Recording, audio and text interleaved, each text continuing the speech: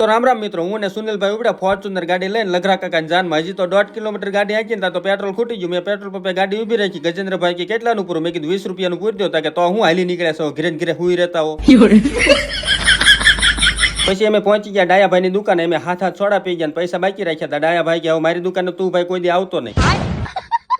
પછી અમે તો મફતની સોડા પીને ફોર્ચ્યુનર બમકાવી તો આવી ગયું ગામ ઢાકણિયા. ત્યાં તો મહેમાન ભેગા થઈ ગયા. મને કે આવો મોજીલા ભાઈ માવો ખાઓ, તમને ખબર છે આપણે મફતનું ખાવા હાટું પેદા થયા છે. પછી અમે પાછી ફોર્ચ્યુનર બમકાવી થોડીક આગળ હાંકીને ત્યાં તો અમને સિંહ જેવા ભાઈબંધો ભેગા થઈ ગયા હો. બાકી કાંઈ ન ઘટે. રોયલ સ્ટાઇલ ને રોયલ પર્સનાલિટી. પછી અમે થોડાક આગળ હાલ્યા ને ઓકળામાં લઘરા કાકાની નવી બ્રાન્ડા 4 વ્હીલ તણાઈને આવી. બોલો આને ભંગારમાં દીધી હોય કેટલા રૂપિયા આવે? 7 કરોડ. પછી અમે પહોંચી ગયા બોટાદ, પણ અહીંની પબ્લિક 24 કલાક પોરો જ નથી ખાતી. બોલો મારી પાસે તો પાણી પીવાના પૈસા નતા. બોલો તો અમે 2 સોડા પી ગયા. પછી કેળાની